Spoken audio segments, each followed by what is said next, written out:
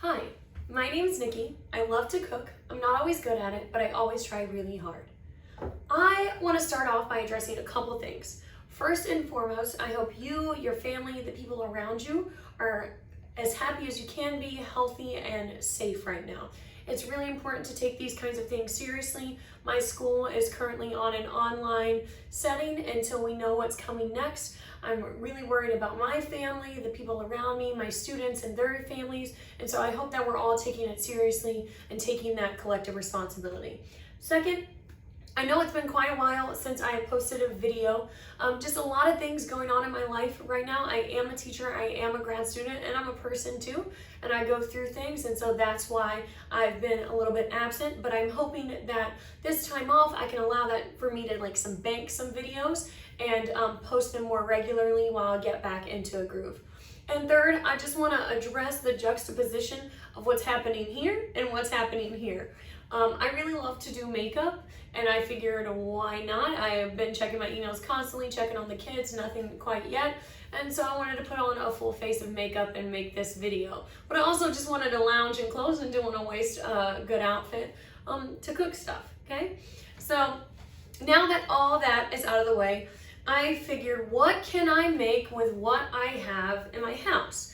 And I wanted to start with something like hearty and delicious, could be used for breakfast or a snack or something of that nature. And I settled on a recipe I actually found on the back of the flour I have. So I have the Great Value Organic Coconut Flour, great for baking, and that's exactly what we're gonna do today. They have a recipe for gluten-free banana bread at the back, and so I wanted to give that a try. I've never really, I don't think, tried any recipes from boxes or bags or anything to a T. And I'm gonna do that today with one small exception. I am gonna add some mini chocolate chips just to give that some flavor. I'm also really, really excited because this bad boy is brand new. I got it as a wonderful Christmas gift from my parents, and I'm finally able to put it into action. It's a Hamilton Beach mixer. I'll link it down below. But all the reviews and everything said it's just as good as a KitchenAid and a lot cheaper. And that sounds perfect for me. Let's go over the ingredients you'll need if you want to follow along with this recipe or do it at home yourself. I know a lot of people are finding out they have celiac disease or some gluten intolerance, so this would be really great for you. People that are trying to watch their carbs on keto, or people that want just less refined flours, things of that nature, which is more of what I like to do. I also just like the taste of coconut-based things, and so I like swapping that out when I can. So as per the instructions on the back, we need 2 large bananas, ripe and mashed. We need 3/4 of a cup of coconut flour. We need 6 tablespoons of refined coconut oil. We need 2 tablespoons of honey. We need 1/2 cup of milk. We need 6 eggs. We need 1/4 teaspoon of nutmeg, 1 teaspoon of cinnamon, an 1/8 teaspoon of salt, and a teaspoon of baking soda.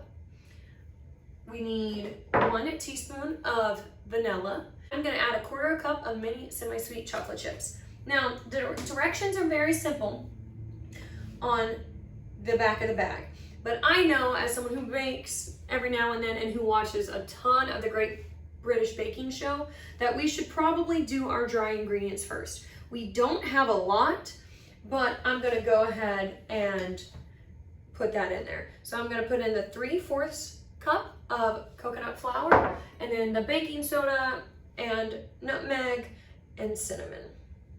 Well, for the first time ever using this awesome gift, I'm gonna go ahead and tilt it down. What I really like about this is the mixing guide at top. It tells you if you're trying to do a certain thing, which number to put it on. I just want to stir these ingredients together really quickly, so I'm just gonna put it on a number 1. Okay, I'm gonna turn it up just a little bit, just so I can see it's well incorporated.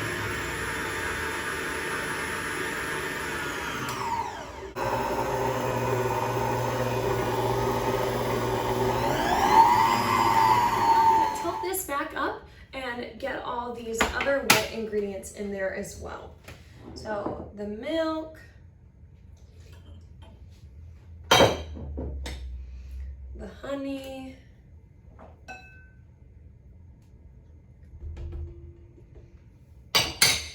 the oil,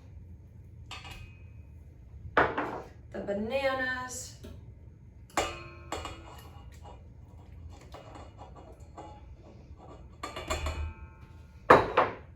eggs, and the vanilla. I didn't measure this out, but about 2 cupfuls. So now what I'm gonna do is set this to a number 4 and mix it all up before I add the chocolate chips. I'm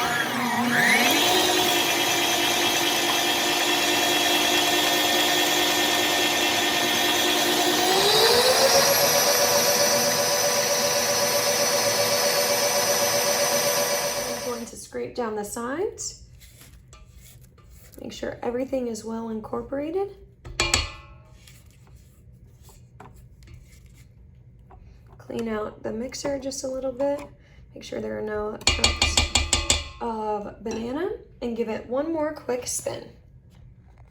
This is what it looks like after it's all mixed up. I just want to smooth it out one more time. And now the last thing we need to do, and we don't need the mixer for this, is I am just going to add in some optional semi-sweet chocolate chips. I love banana and chocolate, and so this is just something I want to do for my personal taste. So I'm just going to add those in there and use our spatula to kind of fold that into the mix. Nothing too crazy. We don't want them all to sink to the bottom. So folds are just making a J and then flipping, making a J and then flipping. That seems pretty well incorporated. So what we're gonna do is we are gonna put it into one loaf pan that's already greased. You can grease it with whatever you want. You could use coconut oil, Crisco, spray Pam, anything of that nature. You could also flour it if you really, really wanted to. This is a pretty new pan, and I know that when it's greased well, it doesn't stick. So I'm gonna go ahead and transfer the batter into here.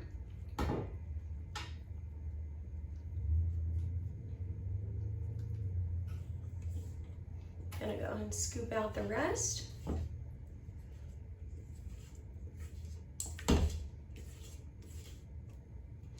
And I'm gonna scrape anything that I couldn't get while tilting it, not being able to look at it. Make sure that gets in there.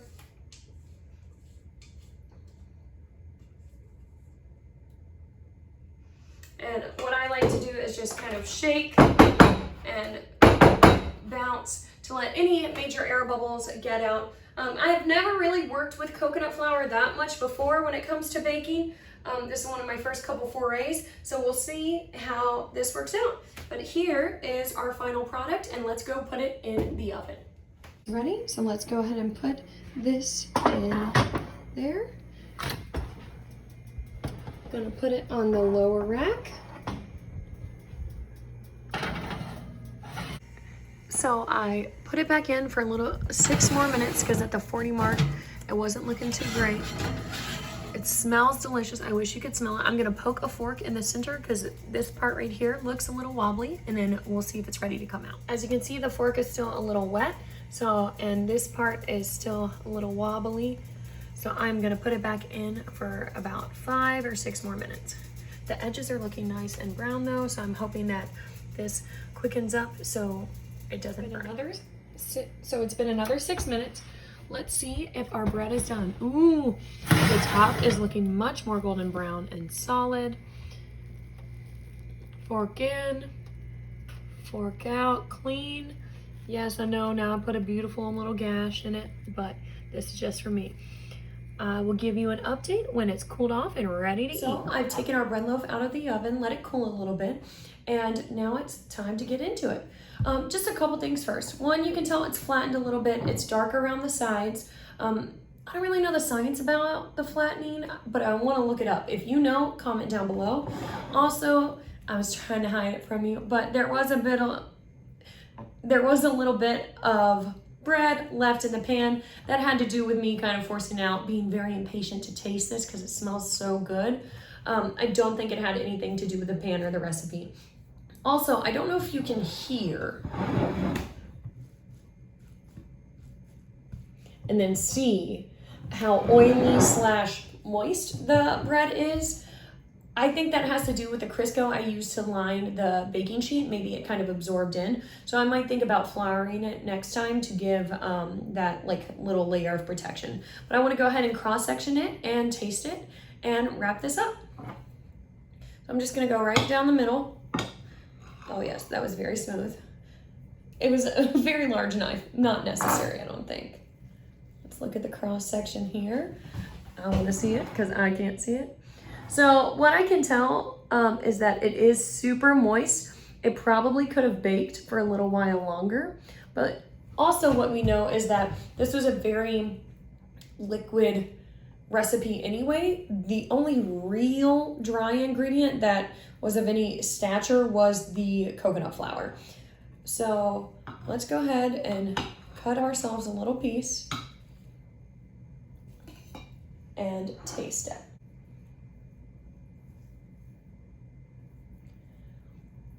Low-key a tad worried to eat it. It is super duper moist. Like super moist. Oh God.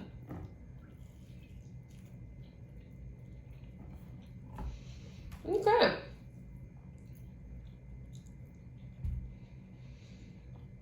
So here's the deal. The top part is rather good. It's the least moist part, which is weird. But I guess all the moisture kind of sank to the bottom. The flavor is good, but the texture is off. It tastes like you can tell it's wet bread. Like I shouldn't be able to wring it out. Oh, look, here it comes. That's too much moisture. So, unfortunately, I am gonna have to dub this recipe a major fail. And I'll have to be back to the drawing board, back to another recipe. But sometimes that happens in baking, sometimes that happens in cooking. It would not be relatable if every single time I made something, it was perfect. I am a bit upset because it's not like I have unlimited ingredients, and right now with everything going on, I'm not gonna be going back to the grocery store anytime soon, and this took a lot of eggs, if you recall. But you live and you learn. Obviously, 3/4 cup of flour was not enough. I will be back next time. I'll probably be trying something different, but I promise I will circle back to some banana bread in the future. If you like this video, if you know how to fix this, I'm thinking more flour. Please comment down below, like, subscribe, really do whatever you want. This is your life. I just hope you all stay safe. Obviously wash your hands. And I hope that while you're in quarantine, maybe you get to put your creative mind to the test and create some interesting recipes. I'd love to hear about them. Share them down below or on my Instagram. You can DM me there, and some more content will definitely be coming soon. Thanks.